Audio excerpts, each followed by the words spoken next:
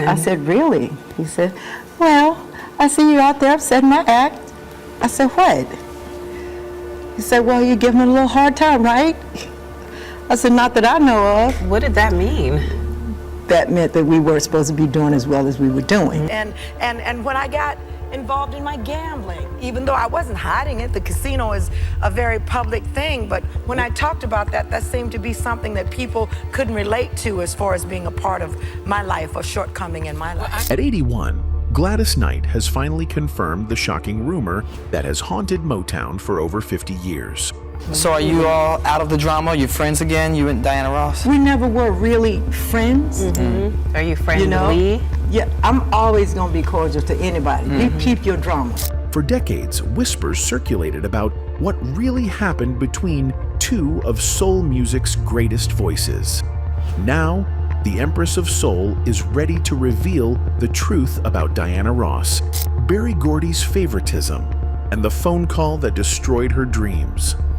By the time we came off the stage, our little road manager came back and said, Mr. Gordy would like to speak to you. Uh-oh, you know what And that what means. happened? I said, really? He said, well, I see you out there upsetting my act. What she reveals about Motown's darkest secrets changes everything. So, let's get into it. Before she became the Empress of Soul, before the Grammy Awards and the legendary status, Gladys Knight was just a 4-year-old girl singing in the Mount Moriah Baptist Church in Atlanta, Georgia. Born on May 28, 1944, Gladys was destined for greatness from the moment she could hold a note. The Knight family was steeped in music. Her parents, Merrill and Sarah Elizabeth, were active in their church choir, creating an environment where melody and harmony were as natural as breathing. By age 8, Gladys was already winning singing competitions, her voice carrying a maturity that belied her years. The formation of the Pips happened almost by accident. During her brother Bubba's 10th birthday party in 1952, when the record player broke, young Gladys and her siblings decided to entertain the guests themselves. Their impromptu performance was so impressive that their mother suggested they form a proper singing group. They called themselves the Pips, a name that would soon become synonymous with soul music excellence. What was your first record? Every beat of my heart. How old were you then? I ain't telling you. Okay. I was going to count it up. What started as a family singing group quickly evolved into something much bigger.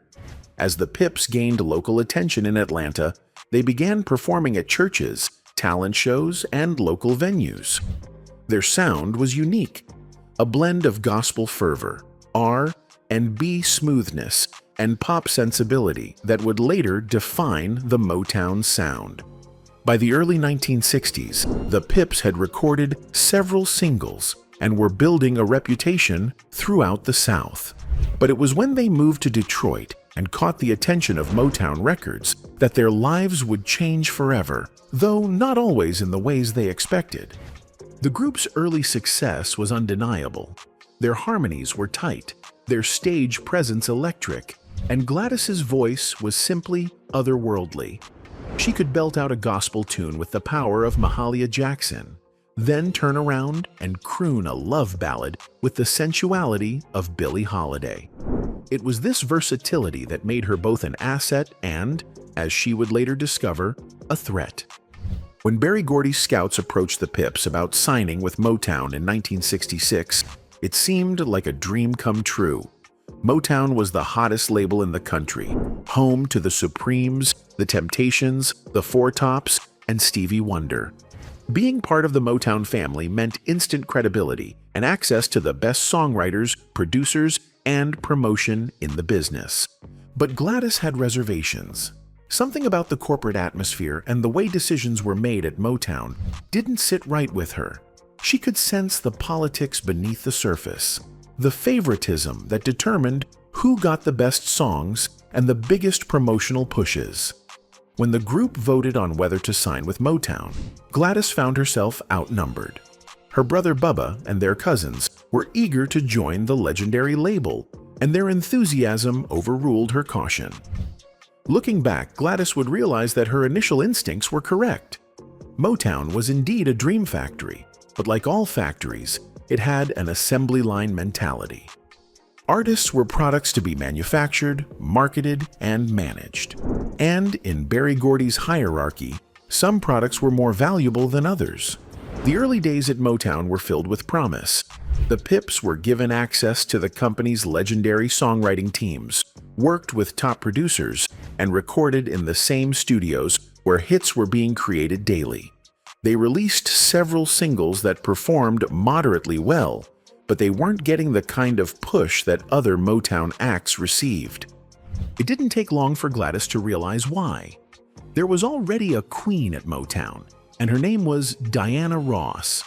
The lead singer of the Supremes wasn't just another artist on the roster. She was Gordy's protege, his vision of what a Motown star should be. And as Gladys would soon discover, there was only room for one empress in Gordy's empire.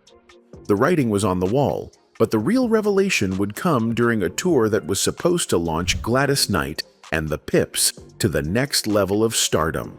Instead, it would expose the ugly politics of the music industry and set the stage for a rivalry that would last for decades.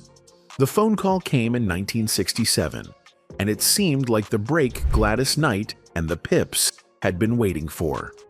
Gordy himself was on the line, offering them the opportunity of a lifetime, opening for the Supremes on their upcoming tour. For any Motown act, this was the golden ticket. Exposure to massive audiences, sharing the stage with the label's biggest stars, and the implicit endorsement of being chosen by Gordy himself.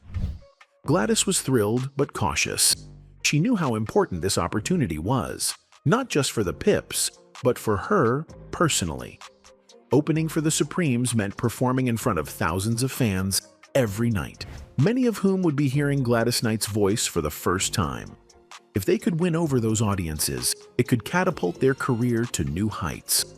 The early shows were everything they had hoped for, and more. Gladys Knight and the Pips brought their signature energy and soul to every performance.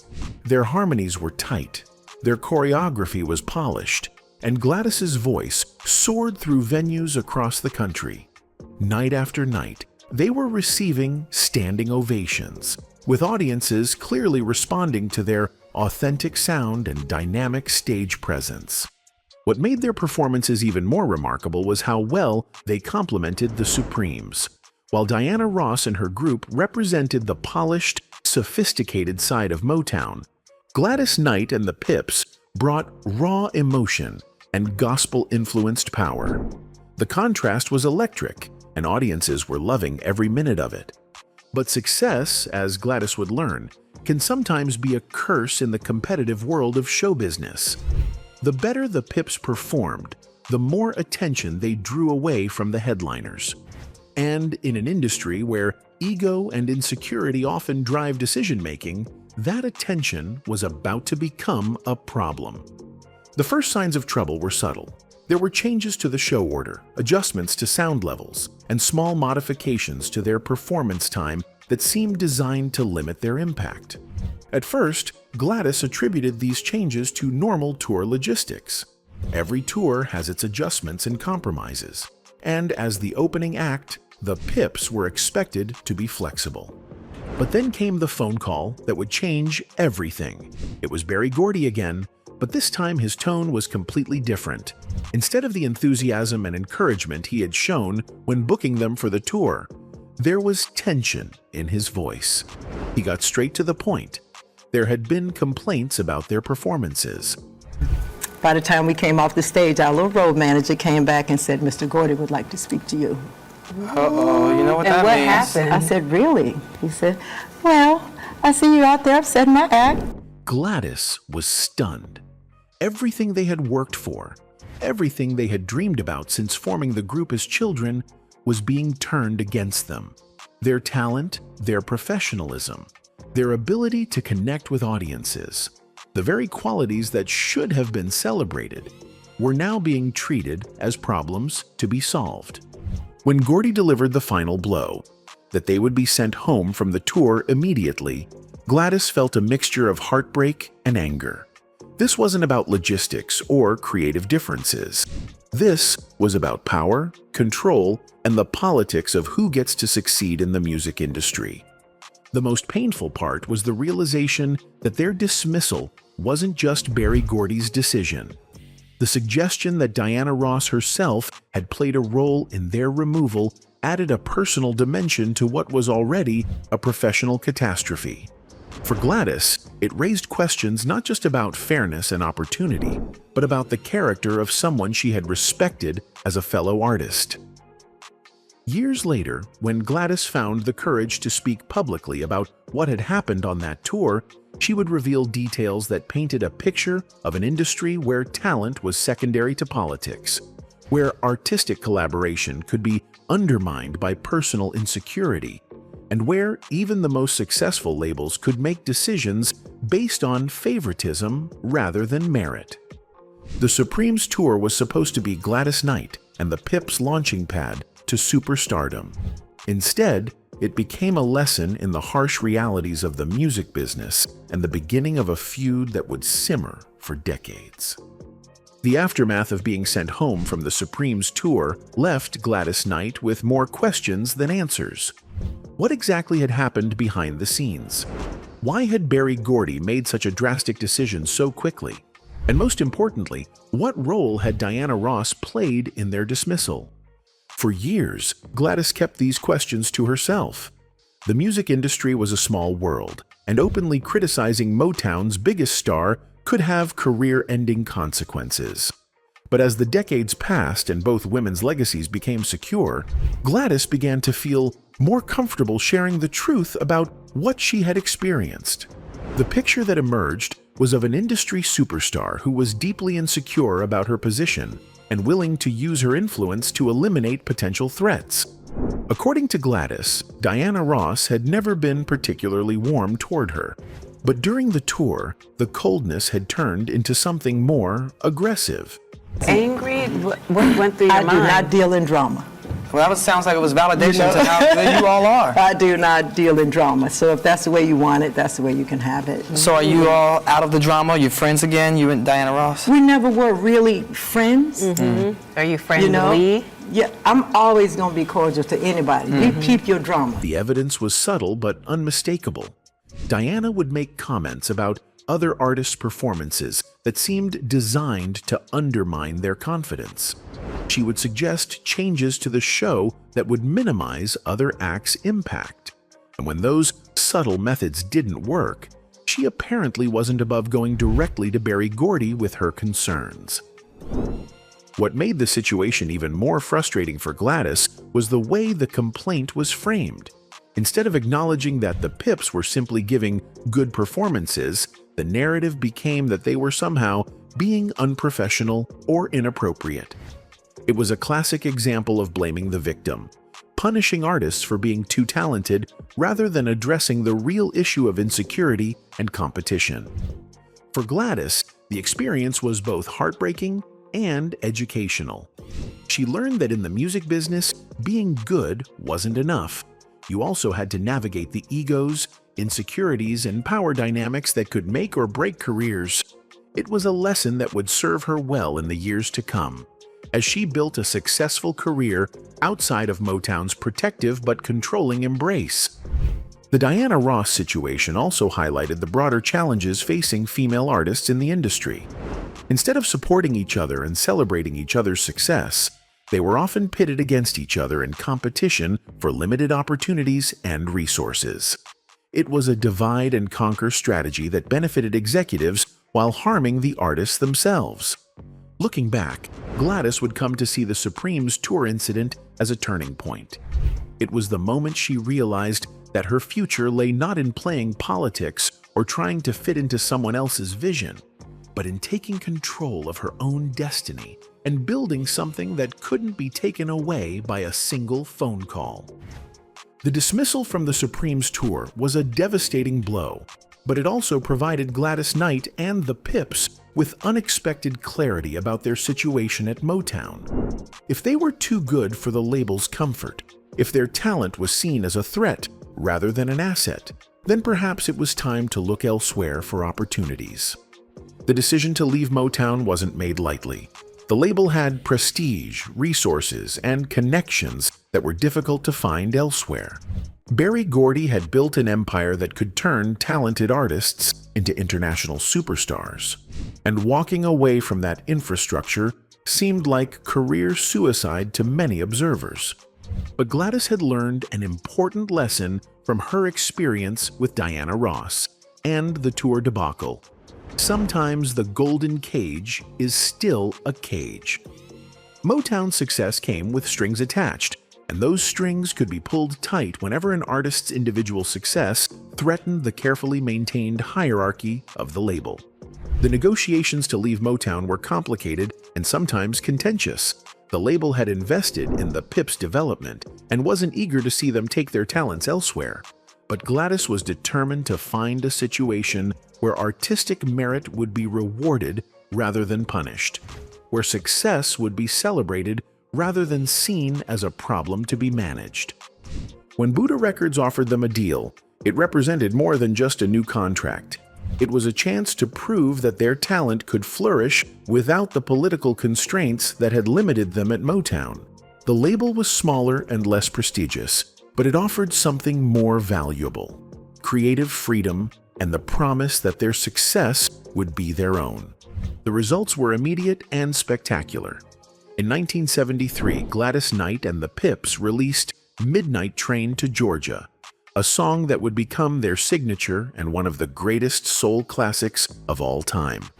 The song went to #1 on both the pop and R&B charts, proving that they didn't need Motown's machinery to reach the top. What made their Buddha Records success even more satisfying was how it vindicated their decision to leave Motown. The same talent that had been seen as threatening at their former label was now being celebrated and properly promoted. They were free to be themselves artistically, without worrying about upstaging other acts or navigating internal politics. The success continued with hits like "I've Got to Use My Imagination" and "Best Thing That Ever Happened to Me." Each chart topper was proof that Gladys Knight and the Pips had been right to bet on themselves rather than accept limitations imposed by others. Their success also provided a different perspective on what had happened at Motown. It wasn't that they had been unprofessional or inappropriate during the Supremes tour. They had simply been too good for a system that prioritized hierarchy over merit. Their natural ability to connect with audiences and deliver powerful performances hadn't changed. What had changed was the environment in which they were allowed to express that ability. The international success that followed was particularly gratifying. European audiences embraced Gladys Knight and the Pips with an enthusiasm that validated their global appeal. Songs that had been hits in America became even bigger hits overseas, sometimes years after their initial release. It was proof that great music transcends the politics and limitations that can constrain it in specific markets or contexts. The contrast between their Motown experience and their Buddha Records success became a powerful lesson for other artists facing similar situations. Sometimes the most important career decision is knowing when to walk away from a bad situation, even when that situation appears prestigious or secure from the outside. As Gladys reflected on this period years later, she would emphasize how important it had been to trust their instincts and maintain faith in their abilities even when others tried to diminish them. The Diana Ross incident had been painful, but it had also been educational. It taught them that their value as artists wasn't determined by how well they fit into someone else's vision, but by their ability to create music that moved people. The success of their post-Motown career also provided context for the earlier conflict. If Diana Ross had felt threatened by their performances during the Supremes tour, subsequent events proved that her concerns weren't entirely unfounded. Gladys Knight and the Pips did indeed have the talent to compete at the highest levels of the music industry. They just needed the right environment to prove it. After decades of diplomatic silence, careful word choices, and strategic omissions, Gladys Knight finally decided it was time to tell the complete truth about her experiences at Motown and her relationship with Diana Ross. At 81, with a secure legacy and nothing left to prove, she felt free to speak candidly about events that had shaped not just her career, but the entire landscape of soul music. The decision to go public with the full story wasn't made out of bitterness or a desire for revenge. Instead, it came from a place of historical responsibility. Too many important stories from the civil rights era and the golden age of soul music had been lost or sanitized over the years. Gladys felt an obligation to set the record straight while she still could. In her tell-all revelations, Gladys provided details that confirmed what many industry insiders had suspected for years. Diana Ross hadn't just been unsupportive during the Supremes tour. She had actively worked to undermine other artists she perceived as threats. The phone call to bury Gordy wasn't a casual complaint. It was a calculated move to eliminate competition. The most shocking aspect of Gladys's revelations was how systematic the favoritism had been at Motown. It wasn't just about one incident or one tour. It was about a corporate culture that allowed personal relationships and individual preferences to override professional merit and artistic excellence. Diana Ross's special status had given her veto power over other artists' opportunities, a privilege that she had apparently used without hesitation. Gladys also revealed the personal cost of maintaining diplomatic silence for so many years. Watching Diana Ross receive accolades and recognition while knowing the truth about how she had treated fellow artists had been painful. There had been numerous opportunities to speak out, but Gladys had chosen the high road, even when it meant allowing inaccurate narratives to persist. The reconciliation between Gladys and Diana in 2005 had been genuine, but it had also been limited. Both women had acknowledged that they were young and under pressure during the Motown years, and they had agreed to move forward. But forgiveness didn't require forgetting, and it certainly didn't require rewriting history. What made Gladys's revelations particularly powerful was how they connected to broader issues in the music industry. The favoritism and internal politics she described weren't unique to Motown or to the 1960s. They were part of a pattern that continued to affect artists across genres and generations. By speaking openly about her experiences, she was providing a template for understanding how power operates in the entertainment industry. The response to Gladys's truth-telling was mixed, but largely supportive. Younger generations of fans were shocked to learn about the behind-the-scenes conflicts that had shaped their favorite music. Industry veterans nodded knowingly, having witnessed similar dynamics throughout their careers. And historians of soul music finally had the missing pieces of a story that had never been completely told. Perhaps most importantly, Gladys's decision to speak out provided validation for other artists who had faced similar situations but had never felt comfortable discussing them publicly. The music industry was full of talented people who had been marginalized, overlooked, or actively undermined by those with more power or better connections. Seeing someone of Gladys's stature speak openly about these dynamics gave others permission to share their own experiences. The broader implications of Gladys's story extended beyond individual conflicts to systemic issues that continued to affect the industry. The same dynamics that had allowed Diana Ross to eliminate competition were still operating in contemporary music, where image, connections, and politics often mattered more than talent or artistic merit. At 81, Gladys Knight had reached a point in her life where truth mattered more than diplomacy. Her decision to finally reveal the complete story of her Motown experience wasn't just about settling old scores. It was about ensuring that important chapters of music history weren't lost or misrepresented. It was about providing context for understanding how the industry really operated during one of its most celebrated periods. The shocking rumor that Gladys Knight confirmed wasn't just about personal conflicts or professional jealousy. It was about power, control, and the ways that systemic favoritism could shape entire artistic movements. By speaking openly about these dynamics, She had provided future generations with the tools to recognize and challenge similar patterns whenever they appeared. Her revelations proved that sometimes the most important stories are the ones that powerful people would prefer to keep hidden. And sometimes the most valuable thing a legendary artist can do is use their platform to ensure that the truth survives alongside the myth. Anyway, that's it for this video, folks. Bye.